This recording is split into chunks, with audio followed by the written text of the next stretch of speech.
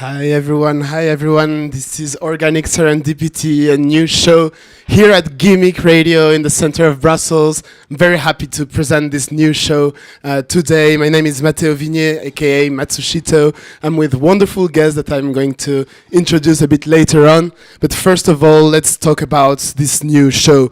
So dive into the vibrant crossroads of culture and sound in this debut episode of Organic Serendipity. This first episode is called Glocal Dancefloors, and it features special guest VICIOSA crew.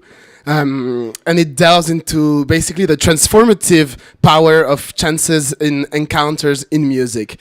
Together, we will explore how Latin tunes have woven their way into the fabric of electronic music, challenging its predominantly European roots and redefining global dance floors. In today's interconnected world, de-Europeanizing electronic music is not just a cultural necessity, it's a celebration of diverse movements, rhythms, and stories that transcend all the borders. From cumbia-infused beats to techno with tropical twist, we'll cover how the fusion of sounds, styles, and identities has created new sonic landscapes. Tune in today for a convo with VICIOSA featuring live tracks, insightful reflections, and exploration of the global dynamics shaping the future of electronic music. Whether you're here for a thoughtful dialogue or to lose yourself in eclectic beats, Organic Serendipity is your passport to the unexpected connections that keeps music evolving. Hi, VICIOSA, how are you doing today? Can you please a little bit tell us a bit more about yourselves for the ones who don't know you? I don't think there's loads of people who don't know you now, but we're happy to hear a bit more of about your crew. Hello, we're VICIOSA. We are a queer collective highlighting Latin music in Brussels, and we are really happy to be there. Thank you for the invitation. Our pleasure, our pleasure. Maybe tell us a little bit more about your individualities, who you are as individuals, and how you decided to get together to create this collective. The reasons behind this merge of talents. Yeah, I'm Nemesis. I'm a DJ and a producer. Maybe I let you introduce yourself first. Hi, I'm Vera Moro. I'm a DJ performer based in Brussels. I'm part of some collectives here, like Queer Future Club, Deep Down East, and now with Nemesis and Ricky Corazon, we founded VICIOSA together. Hola. Hola. I'm Ricky Corazon. I'm also a DJ, and I also organize the Gelatina Party, which is also queer and Latin. Nice, thank you very much. So the first question is quite simple. Why deciding to create this kind of collective around deconstructed club music and Latin infused sounds? Did it miss in Brussels? Was it something that you didn't feel that was existing enough? Is it because of personal reasons? We just want to understand a little bit more the behind the scenes of why these themed parties. Well, I feel like in the scenery of like Brussels electronic music, there was some kind of void. Like an empty space concerning Latinx music. We only had the Gelatina, which is more focused on reggaeton, dembow. Let's say it's like slower BPM Latinx music. We are all like huge fans of this more like clubby, deconstructed Latin music, and we like very easily just thought, let's make something happen. Let's create a space that doesn't really exist already. Thank you very much. That's a very nice introduction on the subject. As you mentioned, you're all part of different collectives as well. How this feeling of belonging to other groups helped you define what VICIOSA is now? How the energy that you gathered around your all different collectives, your all different careers that you have individually helped you define the sounds that you play now at VICIOSA, or the identity that is behind your parties now? I think it doesn't. To be honest, I think VICIOSA is just a reflection of what we like, of the music we want to play, of basically our tastes, and the thing we do with other collective is simply different parts of our personality, but it's still the same. And I don't think that we play such different music in our different collective. Like Vera still plays guaracha. I will still play music from Tra Tra Tracks. So yeah, actually, I think that we're just workaholics and that we cannot we cannot rest and we have like no chill. But yeah, I don't really think that necessarily it really influences us. I think we just really do what we like. Okay, perfect. Thank you very much. And it's nice for people to know you a little bit better. For the ones who just discovered you right now, maybe a little technical point. What like when I wrote this interview, I was always saying like Latin infused, Latin bass, and everything. But can you tell us a little bit more about the genres that you play in general? Just like labeling them so people understand a bit better that electronic music has a wide range of styles. Maybe I can start and then someone finishes. So it's true that the term has been like very vague and kind of galvaudé, if I may say in French.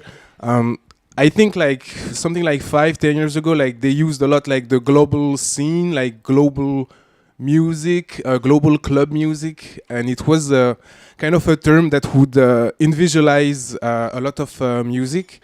So right now we're talking about Latin club music, which is a little bit better, but still it's difficult to see all the different genres that exist within Latin club music.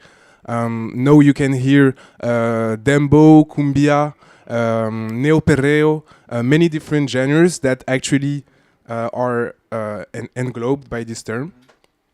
I don't know if anyone want to add anything. Yeah, Vera. Well, just like continuing the list so that we have like a little bit more of vocabulary, just So people can Google it as well. Exactly. So personally, like for example, I'm a huge fan of guaracha. It's like this music style, like music genre from Colombia. But guaracha in itself has a lot of like subgenres, like aleteo, zapateo, bala.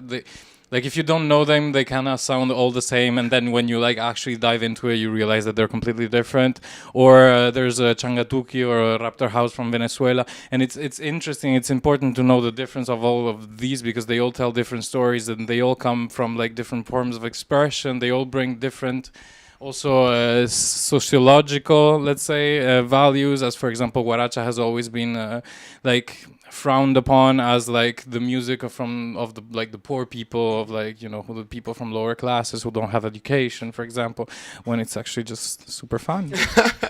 Of course, but it's always this thing that is difficult to merge like the sociological aspect of each genre when people are not necessarily very knowledgeable in what they are listening to, and that creates a bit the nice bridge with the global theme that I wanted to have today, is that nowadays I have the feeling that we're getting a little bit away from the Europeanized style of electronic music.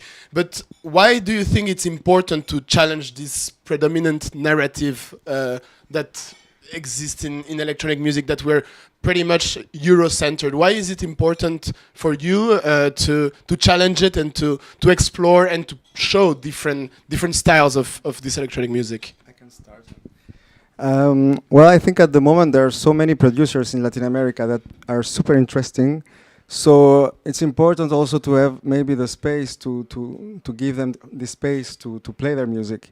So for the moment, I think we're trying to create this here in Brussels. It's already exists in in London, in Berlin, in Paris. And so yeah, I think it's important to have this kind of space because they have so much music, good music. So yeah. There is a part of me that just wants to say that we get bored of listening to the same thing, and it's just nice to hear something different and like realize that your body reacts differently to different kind of like rhythm pattern. Like if you come to like a VICIOSA or Gelatina, like you realize that people just don't dance the same way they do at a like Fuse or whatever, like, you know, like techno or electronic music club. So yeah, like it's just a possibility also just to explore something different, and it is inherently political, but it can also just be fun. So, you know. About dancing, about dance floors, as this episode talks about. You wanted to add something? Yeah. I think this is a really interesting question, and I can only be grateful for you asking it. I think that actually Europeans completely se sont réappropriés the electronic music, because actually Americans invented it, and we're talking about actually Latino people, black people, queer communities which invented electronic music. And then mostly Germans first shaped it into the modern techno that is so overhyped at the moment. I love techno, don't take it bad. But what I mean by this is that this became the standards, and these standards completely destroyed every other subgenres of music, of electronic music. And the problem with this is that we actually forgot that in the beginning, electronic music had many different genres from the start. And it's really important to challenge this, to also showcase that electronic music is a global thing, is in every country now, merging also with traditional music, and is not something that belongs to middle-class white people. This narrative is false. This narrative has been false for so many years.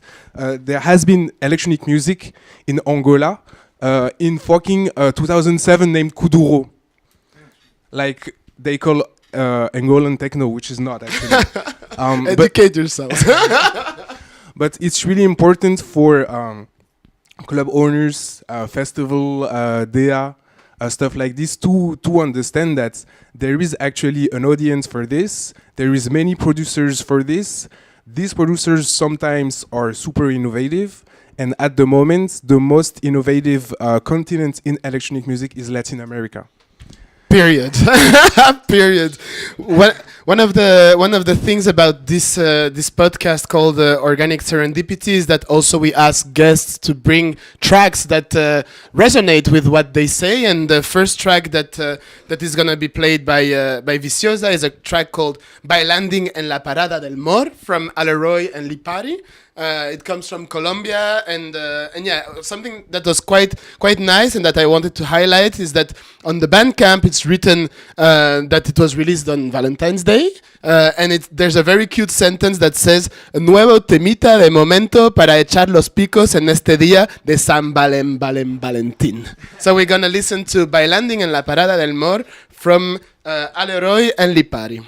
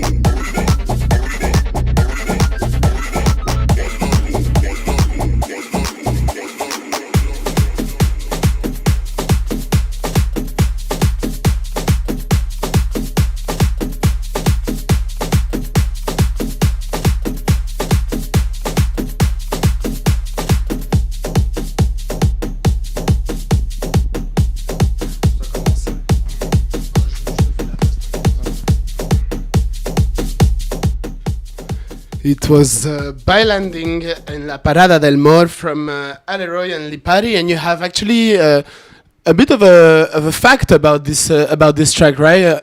Probably one of the reasons why you selected it for today's episode. Well, I think that the funny thing about this track is that I think it's like a reappropriation, of European electronic music, because it's a cover of Meter at the Love Parade. So yeah, it really shows us in the other way, about this kind of music blending, and so I really like this track about that. Yeah. And it's someone that we might listen to quite soon, right? Exactly, because we're having our third edition tomorrow at Reciclarte. Not dive into it, but just saying that this track was produced by Aleroy and Lina Pari, who's our invitee for tomorrow. Like we're super proud to have her. We can do the promo now. Actually, can you tell us exactly all the details, at what time, where, and what to expect? Thank you for asking. And we're gonna be at Reciclarte tomorrow, 18th of January, starting from 11 until 5. It's gonna be just like the three of us, so Nemesis, Veramoro, Ricky Corazon, and our special guest of the night, Lina Pari, who's well known as the Queen of Guaracha. She comes from Colombia, but she lives now in Madrid. And she has her own collective called Felina. They have a residency at Razmataz in Barcelona, and they do like parties a little bit everywhere. And she's like very much like an ambassador of, especially of Guaracha, but in general of like Latin club, let's say. And we're super happy to have her. So if you're listening to this, dig this music and come tomorrow. Do you think that VICIOSA is like one of the purposes of this collective is also to educate people that are not necessarily very familiar with other types of electronic music? Do you see your mission also as something that, as we mentioned before, that is a bit portraying that electronic music is not only European, is not only cold, is not only these repetitive things that we've been listening to these last decades? Do you feel that you're actually teaching a little bit the scene in Brussels? It's very hard to use the word like teach or educate, but let's say that we position ourselves as like amateur of this type of music. We love it, we appreciate it, we want like people to know it. There is some kind of like education in a way, but it's more like education, like hearing education, just like you're not used to listening this kind of beats, and we are giving you just like an opportunity to listen into it. But at the same time, we did not create it. We don't come from Latin America. I mean, Ricky does, but we don't. I don't feel like it's our place either to to teach the Europeans how to listen to Latinx music. We're just like giving. I would say we're more giving opportunities and like paying our like respect and homage to these crazy great producers. Mm-hmm. And it's funny because it's a question that I was going to ask right after, but I'm gonna ask it now because it makes sense. Actually, I was wondering, and it's a question that I was a bit hesitant in putting in this interview. Is it a genre, like are all these genres easy to play or to claim when we are not part of this community, actually? Because as you said it right away, you said like we don't want to educate because it's not necessarily our culture, but at the same time you talked about Ricky. Is it something that is possible to easily play and claim when we're not necessarily from Latin America?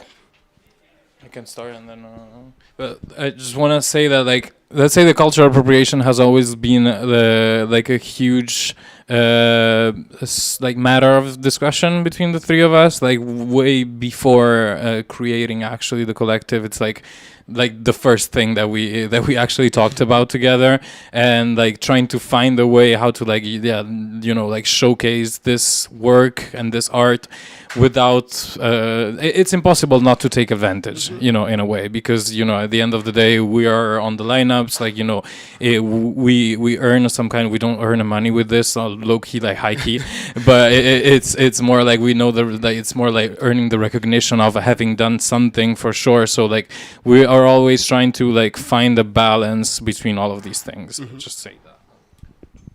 Yeah, I don't really think that we claim anything. I think we're just music lovers, and we just like create the spaces we want to experience in Brussels. So yeah, I don't really feel like we're educating either. I don't know if Rodrigo, you have something to say about this, but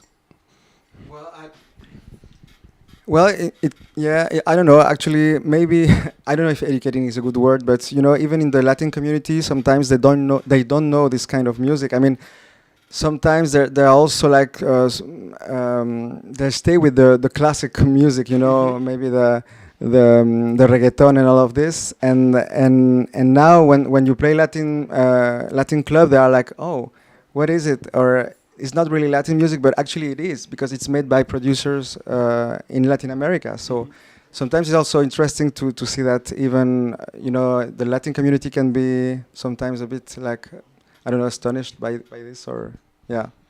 I have a feeling, and it's maybe personal, but I have the feeling that ever since you started this project, we see more and we hear more and more of these influences in Brussels. Do you think you opened the door for, like, not opening the door like properly, Yes. but like having, but having Si no, no, but sonna. having like since you're like more publicly doing this under this kind of like labels and everything, do you think that it's giving more confidence to other people to also try it out in their sets, even though it wasn't necessarily like something that was too present before? I mean, I feel that before you used to have like a couple of artists that were placing one or two tracks in their sets. Now it's a bit more common and a bit more space in the sets. Do you think that it's a reality or not at all? no, not at all. I'm sorry. I feel like I say no every time, but We're here for that. to be honest, I feel like electronic music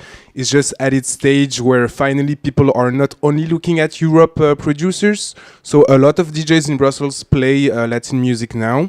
You don't hear many Latin club, Latin core, or I don't know sets, but like it's more people have little touch of it here and there. I really don't think we opened the door. There is nothing we did for this. But just simply the music is just so good that people want to play it, and people finally open their ears, open their eyes about this continent, which was not the case before. But truly, I think artists like Corredor really opened the door, and they did the work. Lina Pari, I don't know, Toko Roro, like they made this music what is it now. And I'm really appreciative of all the DJs that play this music in Brussels, but I just feel the need to remind them that this culture is not a trend, and it's here to stay. I was about to ask this question, like, and maybe you can add your input about this. Do you feel that? How do you see this evolving in the couple of next years? Like, do you think that it's here to stay, as you said, or unfortunately, like you see that people are entering the wave of this Latin influences, but maybe it might be just a cyclical a phase, like we see in many other genres of electronic music. Well, everything is cyclical in history and music and everything, so inevitably there is some kind of like there is a dimension where this takes place also, but at the same time, it's part of what we do is normalizing the music that we listen to and normalizing the music that we like to play. So yes, of course, now there's like, you know, we're riding this, we're surfing this wave, and we're on top of the wave, and we're like, oh my god, this is crazy, this is beautiful, this is everywhere. It will probably not be the case in 1, 2, 3 years, but it doesn't mean that it will have like disappeared. It means that it will have become normal. So it's not a thing anymore per se, as like, you know, it's not a phenomenon maybe as it is now, but it will still be very much existing and like, you know, developing and evolving in different ways that we probably aren't, well, we cannot even conceive now, because like music is always in movement, the music is always changing. But I mean, seeing, I don't know, it's the probably the worst example that I have in mind, but if now Nina Kravitz is playing guaracha, So like clearly there is a part of it that is just phenomenon. It's just like it's a trend, but at the same time it's also you're making people of the hugest audience listen to this, and if you do that, probably will stick at some point. What do you think about this, Ricky? Yeah, I was thinking that for the moment, yeah, in the streamings also platforms, the number one music is Latin music for the moment, and also thanks to Bad Bunny, Rosalia, and all this kind of artists, and so maybe it's also yeah, it's cyclic. It's not always Latin music has always been like super popular. So now it makes sense to that it's coming to the electronic music too. So we'll see. I mean, we don't know, but I hope it will stay for a long time. Yeah. We hope to. We hope to. And what I like in what we've been talking about also is how to detach ourselves from this Europeanized position, and I feel that it's coming quite accurately with the time that we're living nowadays in society, where we see more and more movements of resistance towards like narratives that have been pre-imposed. Do you see your events as a form of resistance as well, that echoes the resistance that we see in other fields of society? Yeah, definitely. Yeah. Every music is political. And even though, like Vera said, we're just paying homage to the producers from this continent, we actually feel like, because like there is no parties, like no spaces for this in Brussels, we participate just at our modest stage to resist a little bit against the whitewashing, straight washing, middle class washing of electronic music. But we do this for fun first, and for the love of music first. So even though it is an actor of resistance, we don't really think about it so much. We just do it because this is what we love. Yeah, it's not always necessarily like you don't always necessarily need to say that it's a resistance for it to be a resistance. Do you feel a little bit the same about what Nemesis explained? Definitely. But there's also a dimension that is quite interesting when talking about this. It's like a huge percentage of the producers of this type of music are either are like queer people or women or trans people or non-binary people. It's just like it's very anchored in like diversity compared to the social norm or whatever. So even if the sound, or even if the modality or whatever doesn't sound political or whatever, or even if it's not and just made for fun, it ends up being political inevitably because of the identity and the place in society that these people and us too, I mean, in one way or another, occupy.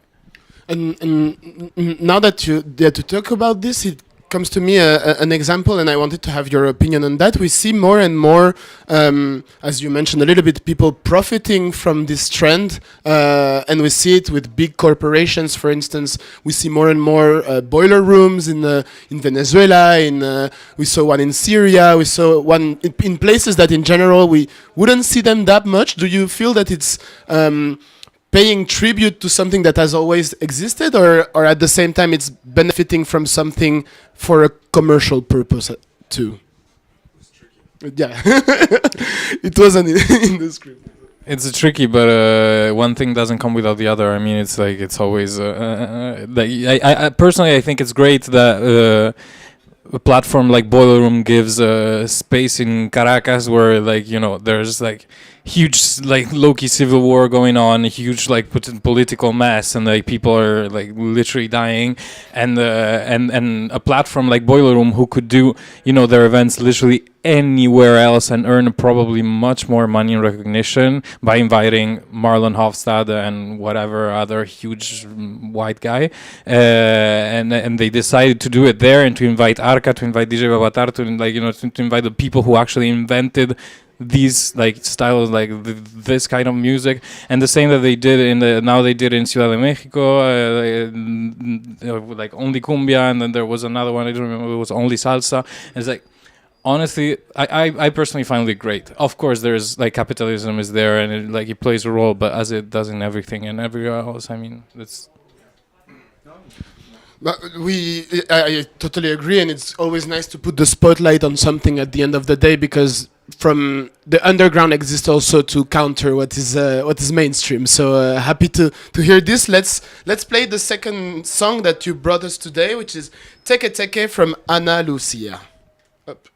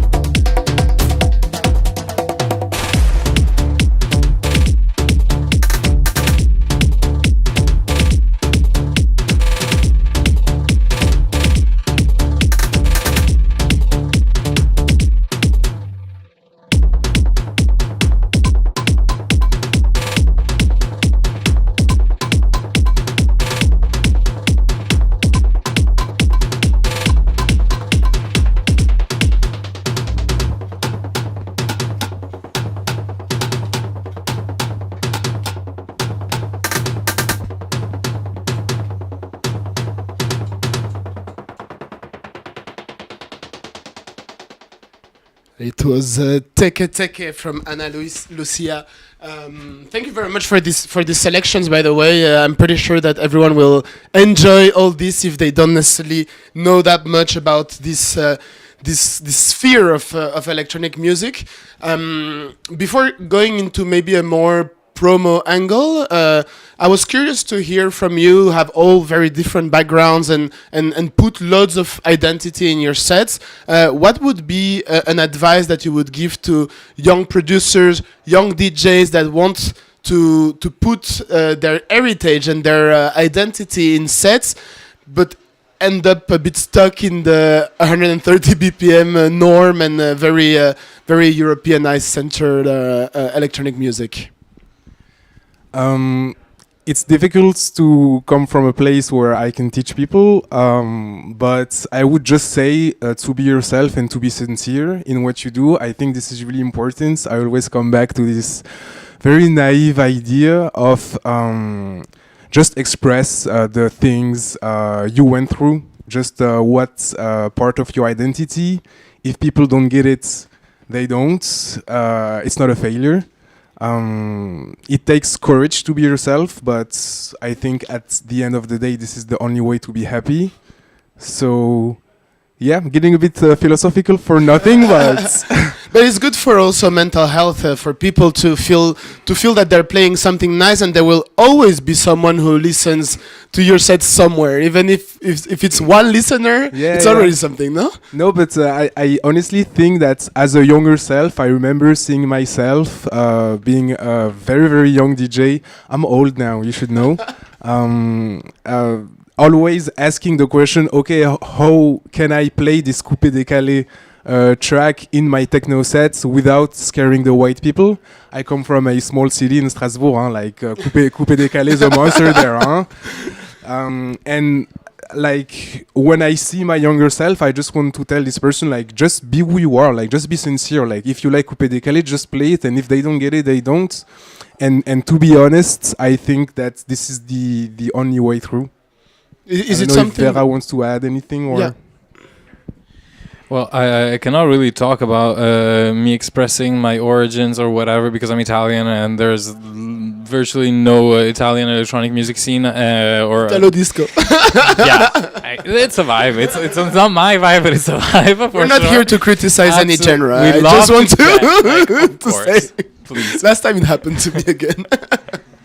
No, like what I feel like saying is more, and it's probably white guilt talking, but like it's just like it's normal to wanting to explore and wanting to finding out new stuff and like play new tracks of like different genre, because it's interesting, because it's fun, and because it's beautiful. I think it's important to know what you're doing in a way. Just like there's a lot of studying to be done, I feel like, and I don't necessarily say that I've done it myself. I mean, I've done some, but it's never enough, and there's always more to learn. And but like. If you decide to play something, like know what you're doing, know what you're playing, know what's the history behind it, know what it means without, because many times you don't realize it. Like you play a track because it's fun, because it's it makes you dance, and then you find out that it's actually something completely. I remember like at some point Charlie Sparks did a hard techno remix of Bella Ciao, which is like a super important like Italian song like during the Second World War that has like immense meaning for the Italian people, and then you hear these guys doing like a hard techno remix, and it's just like it's horrible. It's just horrible. Like, sorry, there I'm judging. There I'm fully judging, but not hard techno in general. Just like that track specifically. So yeah, it's like know what you're doing. That would be my advice. Yes, well, in my case, well, I'm from Chile actually. So yeah, I would say that it helped me to reconnect with my roots actually, because I also had to dig a bit to discover artists, and I learned a lot. I learned a lot about Latin culture. So and there are so many things to learn about it. So yeah, I think it's interesting to exactly to know what you're playing. It's very important. Yeah. And that's why we're having actually this kind of discussions to go a little bit beyond just playing tracks and playing one after the other, and to know a little bit better about who we have in front of us. I wanted to ask you, but it might be a bit simple and simplistic format, but understanding like each step of the construction of VICIOSA. Where did you do your first party? Was it successful? Do you see an evolution within your community, the people that are following us? Just maybe guide us a little bit through the first elements of your collective in terms of timeline, and then after we can talk maybe about the next ones. A bit everyone. I mean, we're a lot here. The very beginning, I could talk about the first edition, which was not the first edition. It was let's say edition 0. So we came up with an idea that we wanted to do something. We didn't really know what we wanted to do. We didn't have a name. We didn't have like a specific concept. yeah, we had a concept, we had an idea, but like we didn't have a name or anything, and so we contacted the Chateau Moderne, this like bar club situation in Brussels, and we just like decided to throw a party without a name and just like saying that it was gonna be Latinx music. And well, thanks to you, we got the resident advisor pick, which was amazing. Thank you so much. Very motivating. And yeah, that was the first edition, which was super small. You know, it's a bar still. I mean, it's a cute bar, but it's a bar. But still, we had quite a lot of people coming, and like, you know, and people asking for more. That was the thing. Like we had quite a lot of people who came up and being like, okay, where's the next one? When is this happening again? And then you felt like it was very real, so let's start thinking about names and everything. Yeah. Like after this, I think the idea of the collective and having a recurrent party like became more and more central, and I think it's really Corredor that really pushed us to having the official first event, working with Luce, our magnificent graphic designer. And just I don't know, like a month of talking with the Corredor on the internet, and like I would just say it started really simple. I don't know what can I add, but Maybe tell us a bit more about this name, since not everyone speaks Spanish, explaining a bit behind the scenes. We have experts for every kind of question here. That's the strength of a collective. So VICIOSA, it's something that has a real meaning in Spanish, and a strong one. Yes, of course. Viciosa means vicious, but I don't know if in English it's the same kind of vibe. Viciosa. It's more about the vice, no? VICIOSA? Yes, of course, but also it has like a sexy touch. I think Viciosa. So yeah, that's why we liked this name. I don't know if you want to. We can tell about the track, the origin. Yes, yeah. No, it's true. No, Rewind. Yes. The thing is that it comes also from a track from the 90s. From Valeria Vix, and the track was Viciosa, and so we really liked it. Also, it gives us this touch, a bit sexy, and yeah, because this kind of music, you want to do it, you want to dance it, but in a sexy way also. So that's why.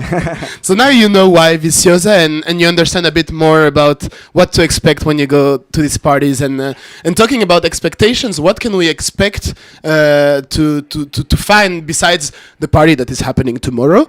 What are your other projects that are in the oven that you? We have so many that you can maybe announce in exclusivity here today at GIMIC in Brussels.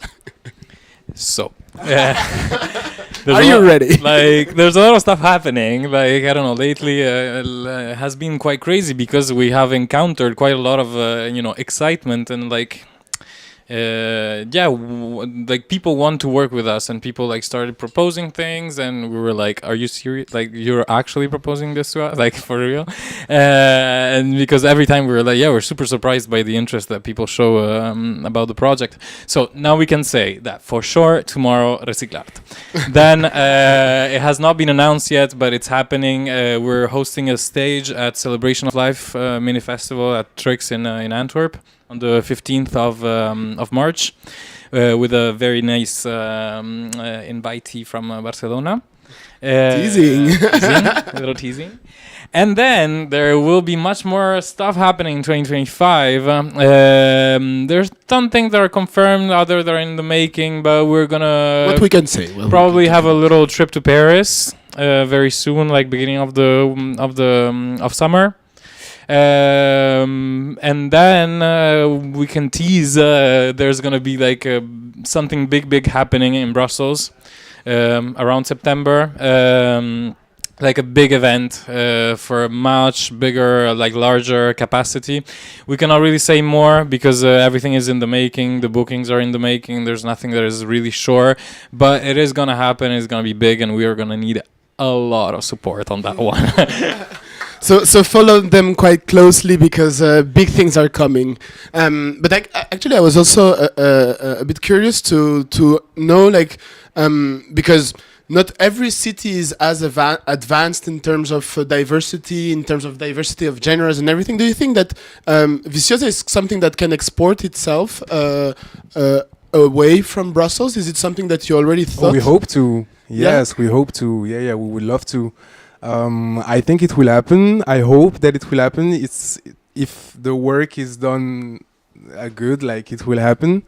But yeah, of course. I mean, we love artists from many different countries. We love to travel, so why wouldn't we mix those two things?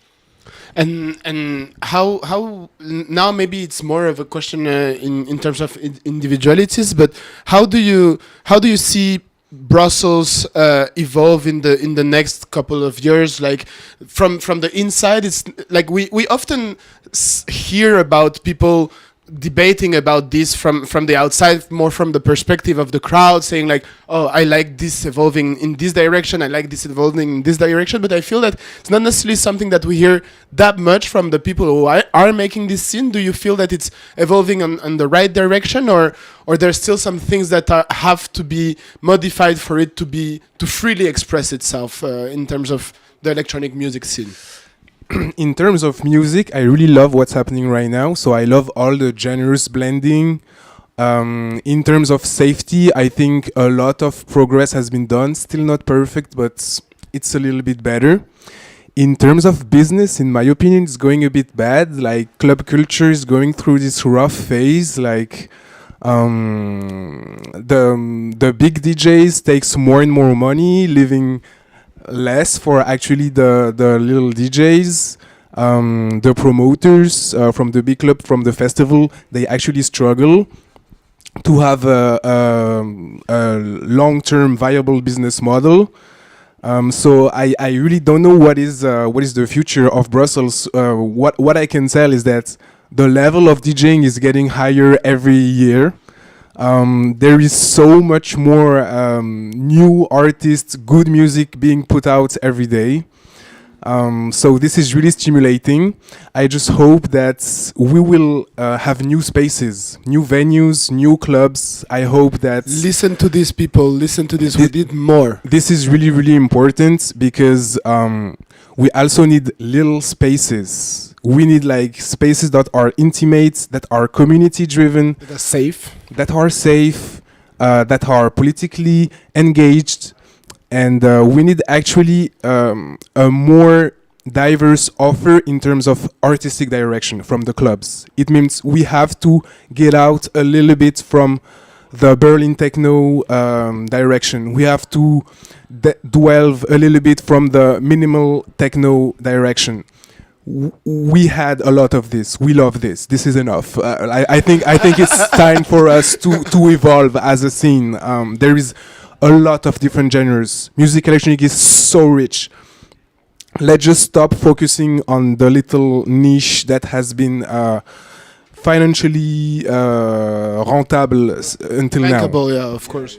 Is it something that you share as well? Maybe you have another perspective or something to add about this? Because since this episode is called Glocal Dancefloors, it's also interesting to understand the physiognomy of a dance floor and how it's evolving throughout time thanks to these Glocal influences. How do you feel that the Brussels scene is evolving, and not only like musically, but as you said, politically, also in terms of media? Because yesterday you were giving an interview. It's not always the case that you have so much attention on such iconic and very like expressive collectives. Do you think that it's evolving in the right way, or how can it evolve better? I mean, I feel like Brussels is a very interesting example, and I hear it a lot from people coming here from other countries in Europe, especially France or Germany, where we see that Brussels is like extremely community driven and like collective driven. And first things first is that like the collectives who actually have a hype in Brussels are queer, like more than the non-queer collectives. That's the huge, like humongous difference compared to like places like Berlin, Amsterdam, or Paris, where like, queer collectives exist absolutely. They do crazy parties, and people are actually interested in these parties, but they're not the hype. Like, I feel like here in Brussels, queer collectives are the hype. Like, it's where people want to go. It's where people want to go out. It's like it's the music that makes people dance, and but then also, of course, I'm inevitably influenced because I am queer and I'm part of multiple of these collectives at this point. So of course it's but it's a reality. But I feel like it's a reality, and numbers show it. Of course the obvious example in Brussels it's Gay Haze, but it's like it has become the party in Brussels at the moment, and it's crazy. For sure. But I think it comes. Maybe I'm wrong. It's a discussion. It's a discussion. So tell me if I'm wrong, Vera. But I think this actually comes from a lack of, because we were lacking a lot of queer events. Maybe Rodrigo, you have an opinion about this, but we've been in Brussels, you and me, for 7 years. You even more, Vera a little bit less. But I remember a time in Brussels where it was actually difficult for queer collective, and Gay Haze was the exception. And I think right now what makes all the queer collective being super innovative and being extremely successful is because precisely we've been lacking this. In Berlin, they had it for so fucking many years. It's nothing new. In London, in Paris, it's the same. And in Brussels, it's true, it was really difficult. And it's still difficult sometimes to find places for the queer community. And when I mean the queer community, I mean the non-white queer community, or the lesbians, or the trans people. Because the gay parties were hits for so many years. Yeah. Is it something that you share as well from your point of view?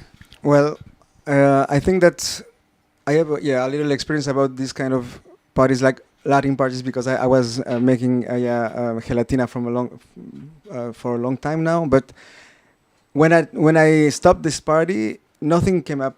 I mean, in the Latin field. So I was a bit like, why? Because there are so many. I mean, we have an audience here. We have a lot of people, Latin people and non-Latin, that like this kind of music. So at a point, I was like, yeah, we have to do something again. So because nobody was doing it. So yeah, I think that when we have to stay I don't know to say. I will say it in French because it's easier for me. Non, je pense qu'on doit rester attentif à ça parce que en fait, parfois on se dit oui, peut-être quelqu'un va faire ça à ma place, mais en fait non. Je pense qu'à parfois il faut prendre les choses en main. Et quand on voit qu'il y a, quand même, quand on crée l'espace et qu'on arrive à vraiment faire la rencontre entre le public et la musique, mais il y a quelque chose de magique qui se passe. Et c'est ça dont on a besoin aussi, c'est que parfois il faut, quand on sent qu'il y a pas quelque chose qui manque, mais il faut le faire alors. Et c'est ce je pense qu'on est en train de faire aussi. Ça manquait cruellement cet espace parce que voilà, la musique elle est là, les artistes sont là, le public est là, il suffit juste de les réunir et voilà. Mais toujours rester attentif à mon avis à ça. It's true that it's something that is quite obvious when you enter a dance floor in Brussels, but it's a bit the case everywhere in Europe, but the lack of diversity of the people in the dance floor, you see more and more, as you were saying, more and more genres, more and more influences, but unfortunately, on a personal opinion, whenever I enter a club, I often feel that I'm the 1% of black person, and same for Latin tunes at the end. It's a little bit sad I don't know if it's always the case because I haven't been to all the parties that were thrown by DJs and promoters that had this background. But is it also the case? Do you feel that there's a right repartition in terms of representation in the dance floor for your parties as well, or for Latin parties in general in Brussels, or it's still a little bit music for music from people from South America, but for people that are not necessarily from there in the crowd? This is two different questions. Yeah. So first, I think in VICIOSA we're really happy with the diversity we have in the crowd. I think a lot of people comes from Spain. A lot of people actually come from the continent, from South America, and it's really nice. We have white people as well, and we love them. But white people. But it's true that you hear a lot of people speaking Spanish actually at our. and Portuguese exactly. That's lovely. At our parties, and it feels I don't know, it feels liberating actually. It feels really really good. The other question was more about how do you feel when you enter a club when you're from a minority. I think it's kind of the same if you are from a gender minority or ethnic minority. Is that you enter crowds and you don't feel home. And I think the crowd is always a reflection of the team that owns the venue.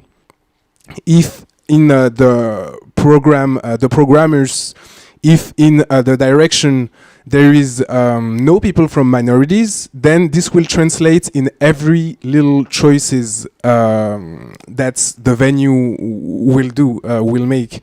And then if you don't have the knowledge as a straight white person, if you are not educated, then by ignorance, not by being mean or malveillant, you will simply exclude a little bit a lot of people.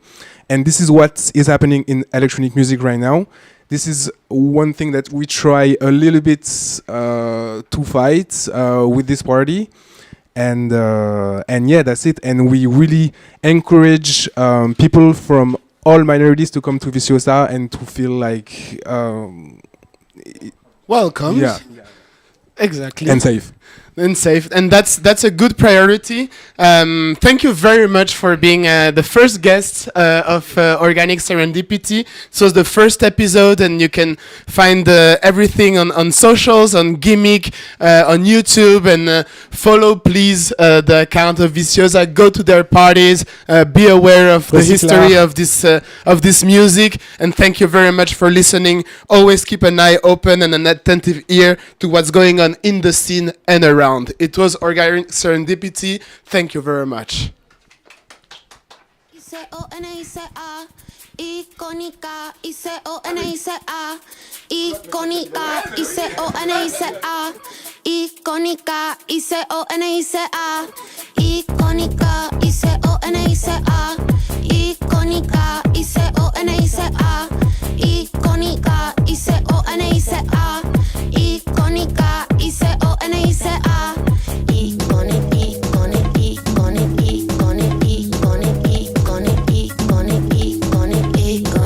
No fue pa' mí, yo estaba muy iconic y tú muy toxic. Tú sabes cómo voy haciendo, el ritmo no me va jodiendo. No lo siento, pero estoy partiendo, estoy estudiando.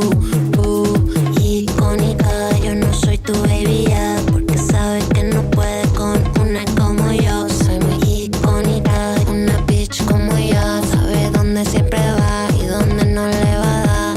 Icónica, ICONICA, icónica, ICONICA, icónica, ICONICA, icónica,